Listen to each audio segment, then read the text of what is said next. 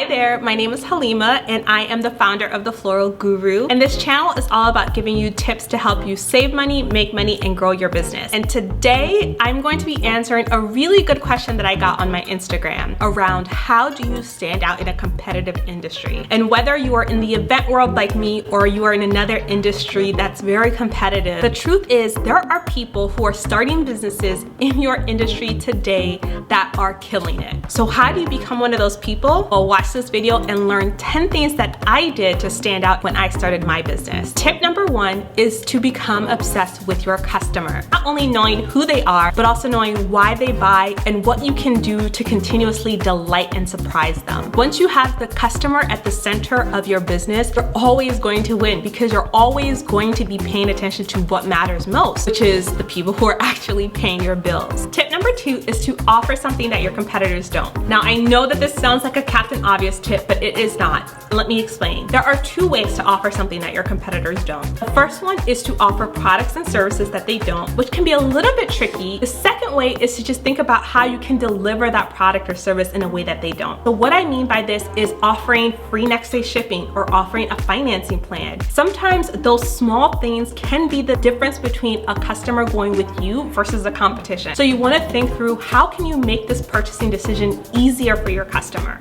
Tip number 3 is to master a difficult skill. Mastering a difficult skill that is rare but at the same time much sought after is going to put you in a category of your own. And this is something that I did when I decided to learn how to do large scale installations for my business. A lot of florists did not know how to do this, and so that automatically put me in a separate category where customers who are looking for this very specific skill had to go to me or a very small pool of other competitors. This is a great tip for you, just to invest some time in learning a skill that a lot of people don't have. Tip number 4 is to make it personal. I personally believe that the future of branding is personal. And if you think about some of the biggest brands in the world and the growth of influencers, all the signs signal to the fact that the future of branding is personal. Being the face of your brand is a great way to have people become familiar with you and get to know and like and trust you.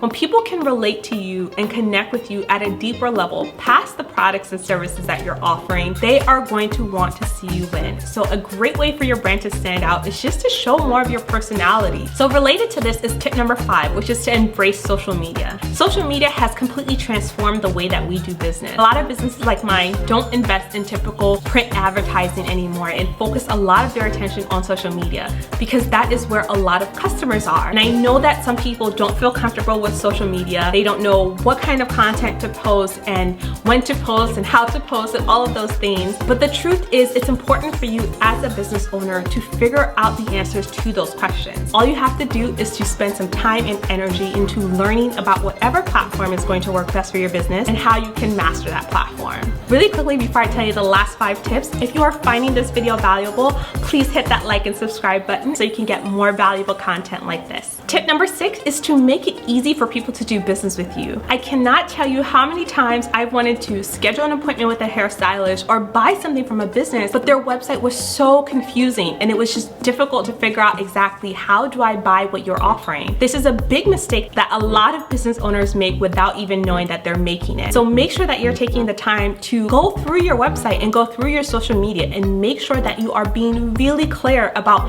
how people work with you. If you need help with building your website, I have a video on that, which I will also link in the description box and up in the cards above. Tip number 7 is to choose a memorable name. And this is something that I did that I'm so happy that I did. You know, a lot of people when they start a business, they want to use their name. And I think that that's fine and it could work out for you. But a much safer alternative, a much better alternative to immediately stand out from the competition is to choose a name that is catchy, that's easy to remember, and that relates to what you do. So my name, The Floral Guru, without me explaining to you what we do, you probably know that it's something related to flowers. At the same time, you know that we are experts or gurus in flowers, which is exactly what I want you to think when you hear the name of my business. So think about coming up with a business name that is catchy, easy to remember, and relates to whatever industry that you are in. Tip number 8 is to just have a strong point of view. No matter what you do, take a stance, don't be on the fence. You want people to be able to think of you and think of something very specific. So with me,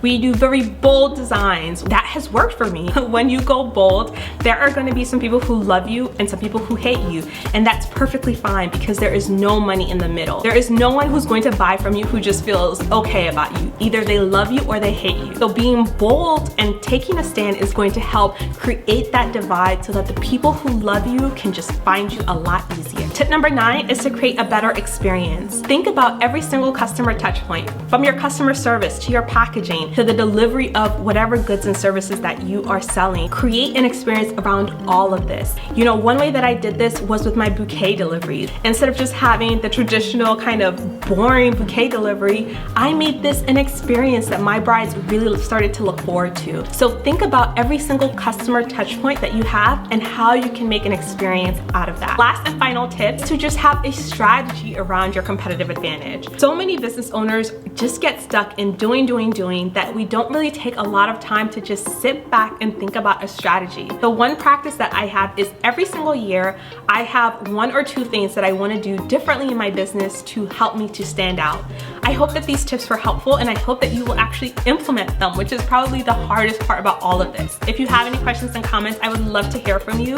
Please leave a comment below. And if you found this video helpful, please consider liking and subscribing.